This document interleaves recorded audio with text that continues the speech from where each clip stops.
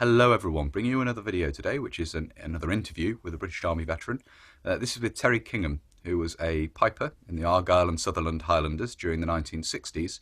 He served both in Borneo during the Indonesia-Borneo confrontation and in Aden during the Aden emergency. And this is basically some of his recollections, some of his memories of his service, and I thought it would be interesting. Very kindly, he agreed to come on and have a chat with me. Some of the sound quality might not be the best, so I do apologise for that ahead of time. But hopefully you'll nevertheless get something from this, and I've edited this to include some of the photographs and so forth he's shared with me with his kind permission. You may also see Don Kinghan, who's his son, appears in this as well. So without further ado, we'll get into the main part of the video. So, as I say, thank you very much again for agreeing to do this. I'm very interested, particularly to talk about obviously your service in Borneo and your service in Aden, both sort of campaigns, conflicts, very interesting, that mid-Cold War period. When did you join the Argylls? 1960. 1960, okay. Yes, there's a photograph there, a passing out here. Fantastic. I'd be very interested to see that. And when did you arrive out in Borneo? Well, I couldn't give you the exact details for when No. my memory's got pieces. A long time ago, like. Absolutely so, yes, yeah. But so did you receive much in the way of training specific to jungle warfare before you went out there, or was it sort of done in country? Yeah. No, I did. Before I went out there, we were stationed down in south of England, and we used to places there, the woods and places like that. You know what there was. Yes, training in jungle survival and so forth. Absolutely. And to give a little bit of context for people, obviously Britain was supporting Malaysia against Indonesia at the time. It was a bit of a, I think, described as a confrontation rather than a war, but there were clashes. So were you patrolling from jungle forts and things like that? What was the deployment like for you? It was fine. It was comfortable, and it's mostly big huts. Mm-hmm. And what was your experience? Did you? Bario, place called Bario. Right. Okay. That's the name of the town, and fantastic. And you sort of enjoyed your deployment out there, or did you find it hard going in the tropics? I enjoyed every minute of it. Every minute of it. I enjoyed every minute of it. Mm-hmm. Well, that's good to hear. I would do it all again. Yes. Not only in that context, my whole thing was from went to the battalion till I left battalion, which was brilliant. Mm-hmm. And what operations were you involved with when you were out there? Was it jungle patrols and so forth? Jungle patrols, yes. Mm-hmm. Donald has photographs of our patrols. And were there any sort of contacts with Indonesian forces when you were out there, or did you were you involved in any firefights or anything, or? One or two, but two. So are there any particular sort of memories that stick out from your time when you were out there? Any particular things that have stuck with you? Any particular experiences? To tell you the truth, I'd rather be out there in the way I'm now than I'm here now. Mm-hmm. I was young, everything was sailing past, and you were grabbing it. That was it. Right. But not Okay. well now. Any stories in particular though that you would have? Things that happened? Well, one of the times was where I got word that there was an enemy patrol out by the one of the oil regiments was out there. They warned us that there was one in there, so we went out, and most of the battalion was out. But that's now with the pipes and drums. I was the only one was left in the camp, so it was us who sent out. As Donald sent me a photograph of the group, and it did all right. So obviously, as you were saying, you're a piper. Yes. So what was your primary role then when not fulfilling the role as a musician? When we're in the pipes and drums, it's down as a military thing. You weren't a musician. No. You were a soldier. You soldier first. We're an ordinary soldier then. Yes. Yeah. But just, you know, we're just trained as much as the rest of them does. Absolutely. Pipes And drums. from The pipes and drums with us. The pipes and drums was with us. We played in we town called Bario. And there's a school band, photographs done, has them too. It was a school, young boys and girls. Yes. And they were blowing into till bamboo horns, like all different lengths, like a flute, more or less, Yes. but it was something like that. I went and played along with them. Fantastic. Well, that kind of parts of the hearts and minds, winning the locals over. Won all the locals everywhere we went. That's a key part of what was going on out there at the time, of course, was winning over the hearts and minds of the locals. So anything we had was shared it with the kids, you know. I have some photographs of quite a brand down. Look at the pipes and see what they were like, you know. Yes. Because I probably haven't ever seen them before. Very true. But what a wonderful way to share. Obviously, they're playing along with you guys. What a wonderful way to go and ingratiate yourself to the local population. Yeah, fascinating. The same was happening in Aden. We've done our best to be friendly with the people, and it worked as well, because when we were coming out of Aden, the wee boys and girls from the schools were on about with paper Glengarry's. Oh, really? I was going to say, just one moment. I think you'll like. There we go. That's it. That's the way we want to.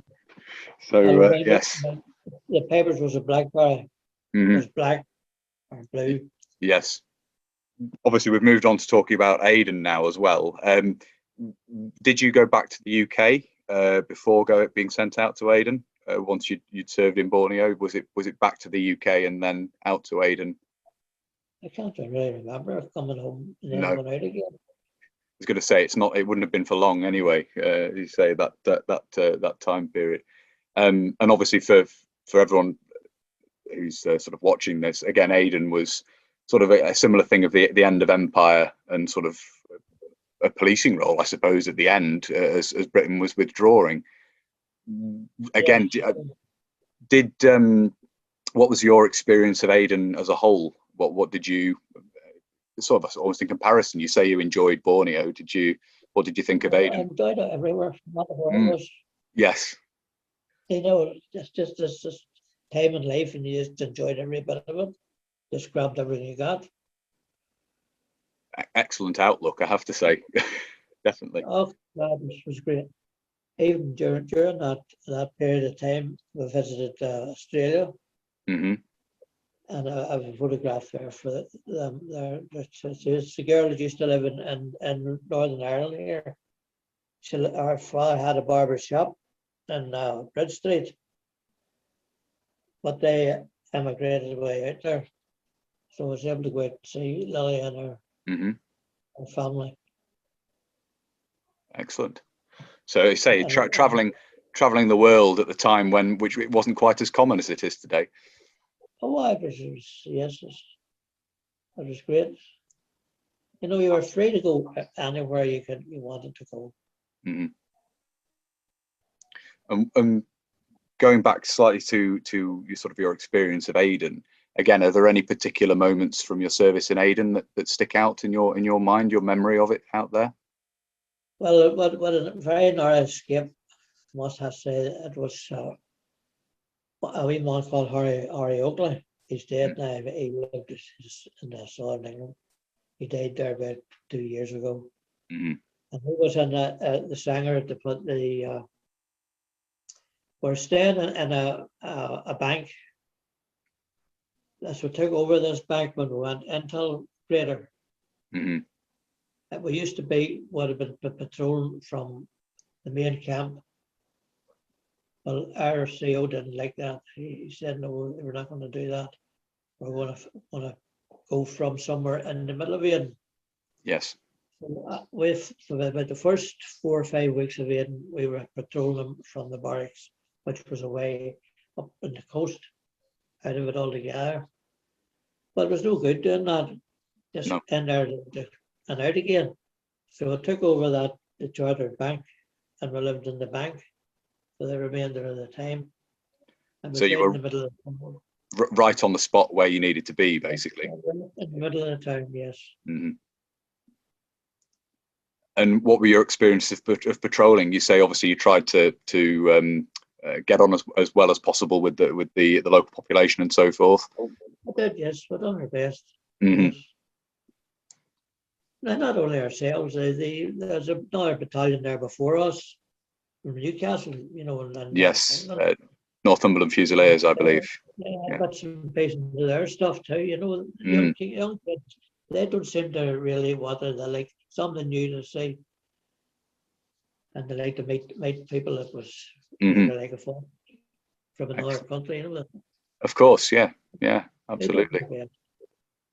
For not only in patrolling and that, but we've done all other things, with outside that, with the pipes and drums, done concerts and things. Of course. Yes, well, I don't know what the pipes and drums, we had our military band there as well. Of course. And things like that for the kids and all there, mostly for the kids. Yes. But older people come to see it too. The guy hadn't seen that before, and that's unknown to some of them people. But it's interesting because of that, of course. So yeah, no, it's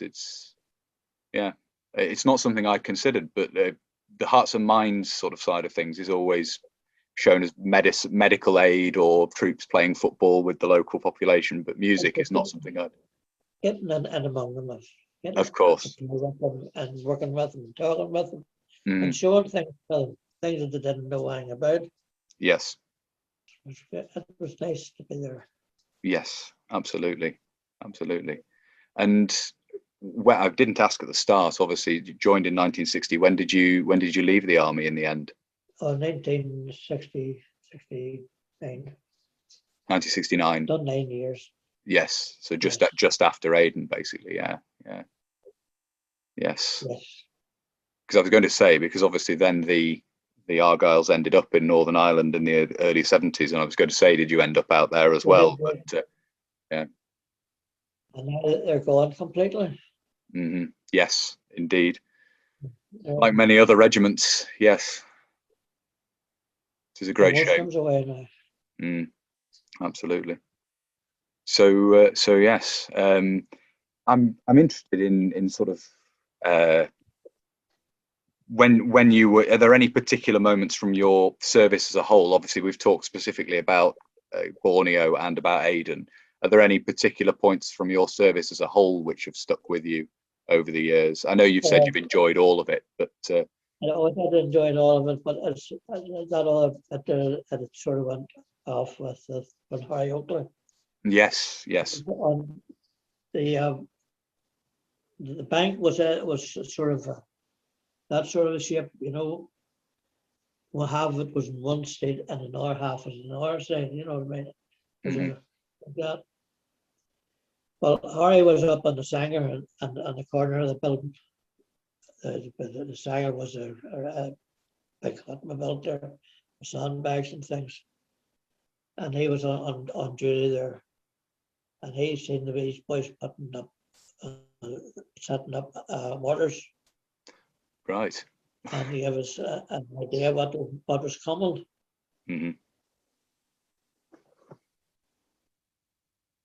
So we got away with a lot of things, but we were hit that day. We did get hit. They landed right nearly in the centre of the building where we were. Whoever was doing it was really good at it. I was going to say well practiced. Yes, yeah. They were well practiced, they were good. And were men sent out to go and deal with the mortar position, or what happened then? Did they fire and then leave, and there was no sign of them? The mortars and away they went. And just Yeah. disappeared. We lost one man there. That one of the men was killed. Not the pipes and drums, but one of the people was involved. But that was a nearest thing for all of us. Yes. And nearest for me anyway. Like, but we were adding up there to see what was happening. Wasn't that Jimmy Scott? Jimmy Scott. Is that the chap who lost his life? He was killed. Yes, he was in charge of the yard that was up there at that time, on duty at that time. And he was unfortunate.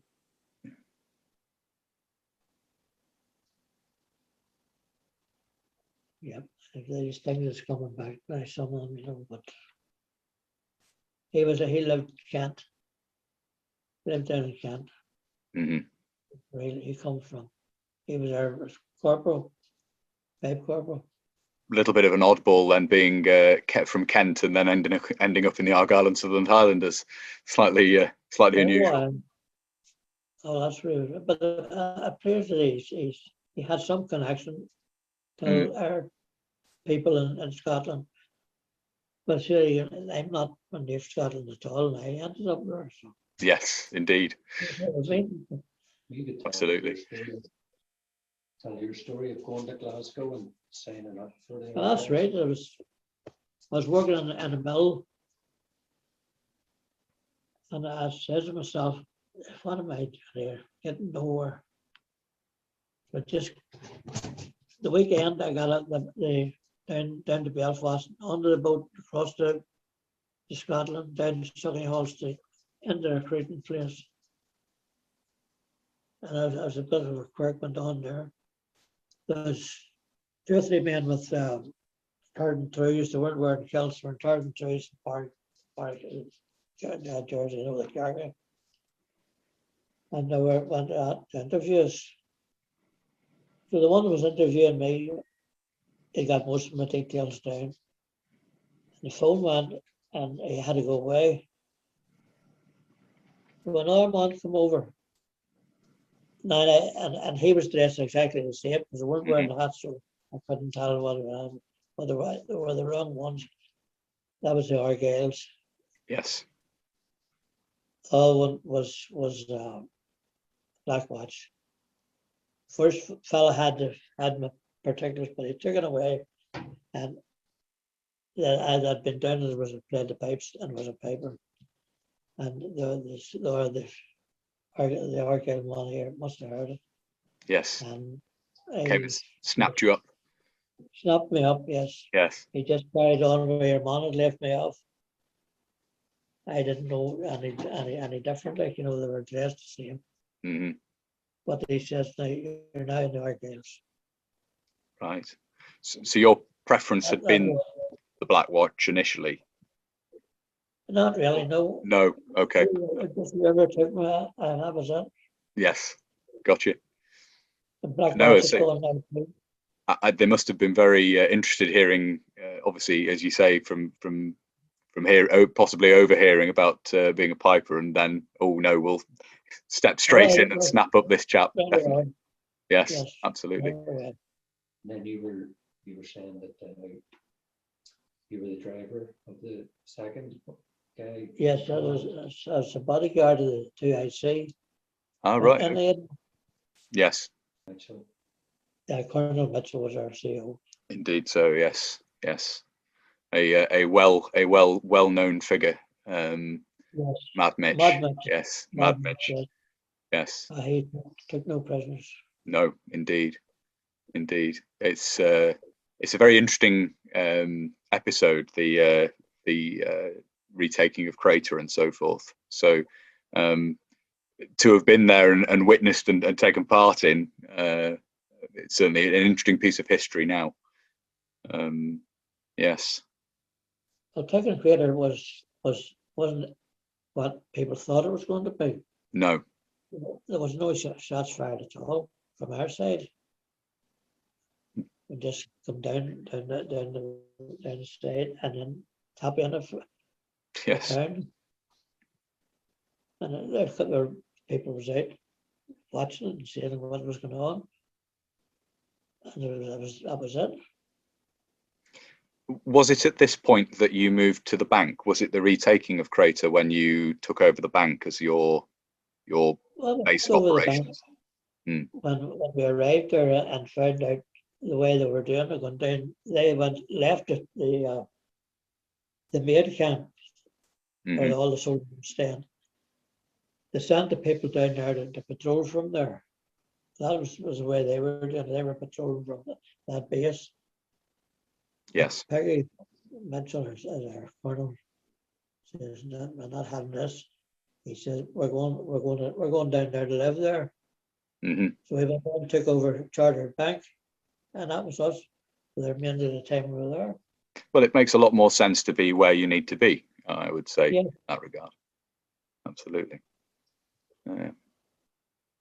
And so when you say you were bodyguard to the 2IC, the second in command, so basically stuck with them as their close protection whilst being Crater.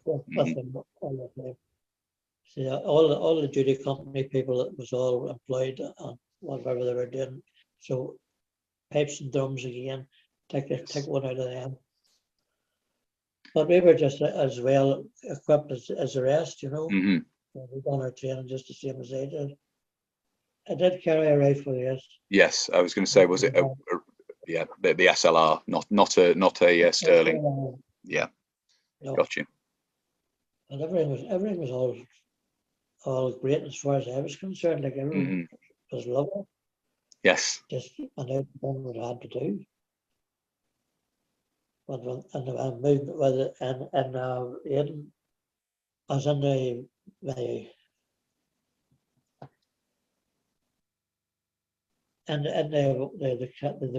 car that we had, not a car, you know, just a Jeep. Yes. Yes, I was going to say, I've seen photographs of the Land Rovers being used for patrols at the time, the vehicular patrols. Yeah. It was a long time ago. Like I was going to say, it is quite a long time ago now. It's 60 nearly 60 years or 60 odd years ago. It's yes, it's very, very interesting now. It's a very interesting period of history, which is obviously when you're there at the time, perhaps it's not, you don't think of it as history in the making, but people certainly look back on these events with a lot of interest. Well, the people at home, yes, was big interested in it, right enough. Yeah. There's another photograph there now. This was my second episode, because when I come out of the army, I went into the UDR. Ah, right. Okay. Yes. Yeah. I lived in the UDR, and that was to do the same thing. See that bond there? Mass band the core. Yes. I'm in that circle somewhere. Yes. They all like the same. We toy men, you know.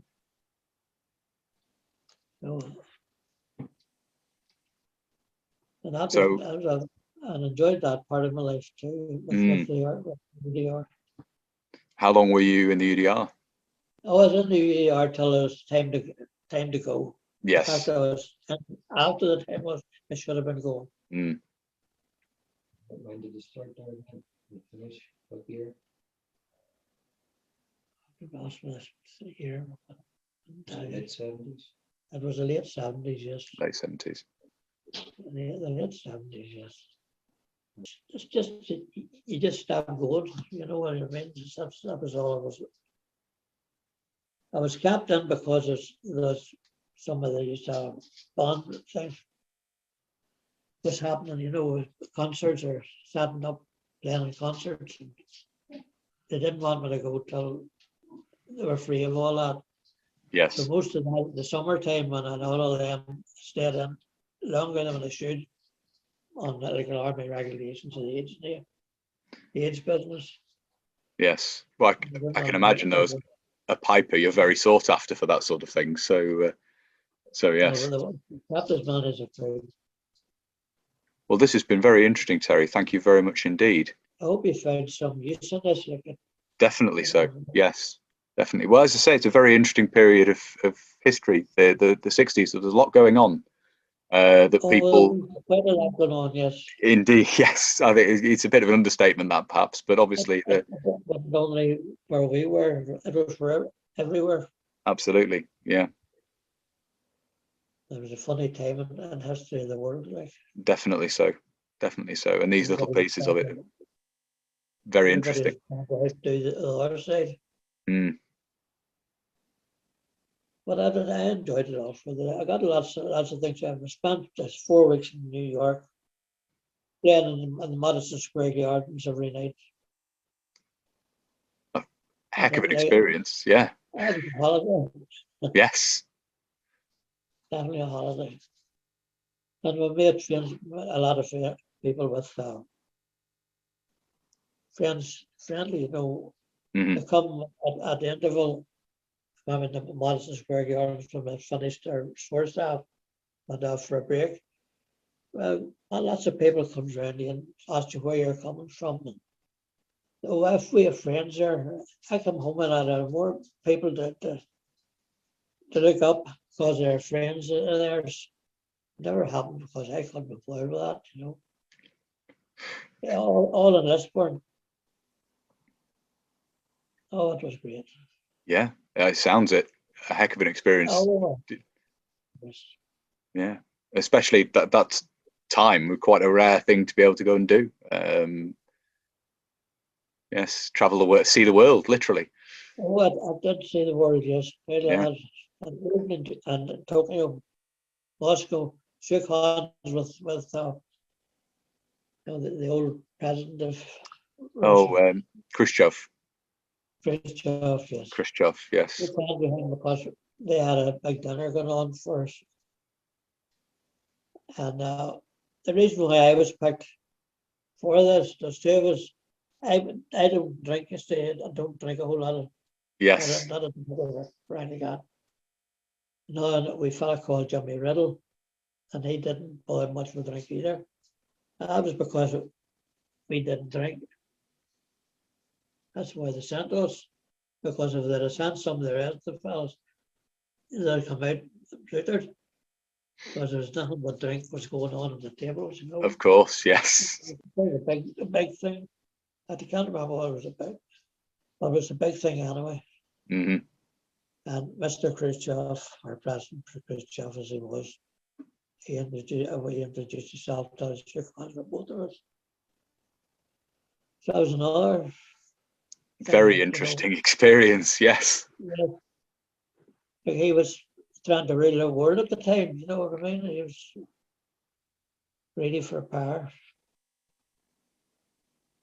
Yeah, it's a very odd time of history where there was definitely a very strong rivalry between the West and the East, but nevertheless there were these odd times when the two sides did show some friendly signs to each other.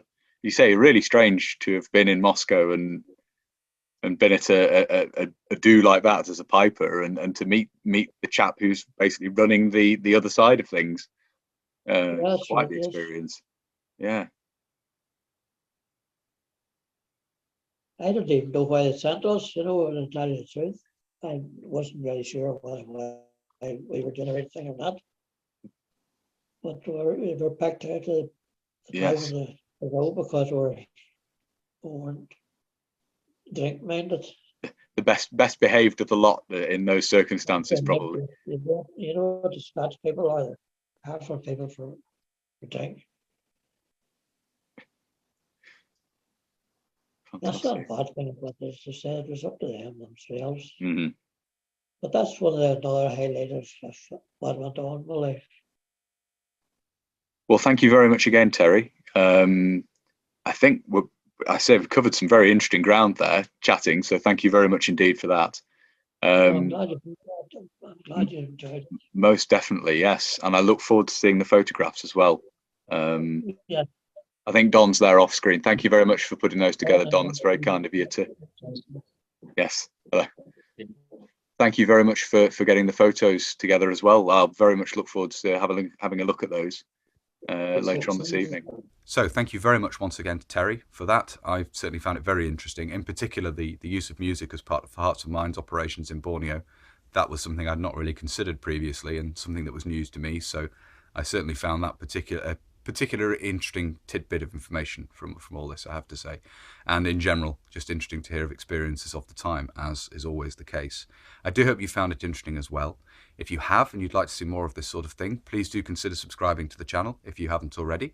And whether you're newly subscribing or you've previously subscribed, please do make sure you hit the little bell, the little notification button down below. That will of course alert you when I upload future videos. If you really like my uploads and you would like to support the channel, you can. Both Patreon and PayPal are linked down below. And a huge thank you, as ever, to everybody who supports the channel using those two methods. It's greatly appreciated, as I always say. Thank you very much indeed. If you'd like to follow the channel on social media, you can. Facebook, Instagram and Twitter are all linked down below. And if you'd like to get in touch but you don't really use social media, there is of course an email address down there as well. But that's everything for this video. So until next time, bye for now.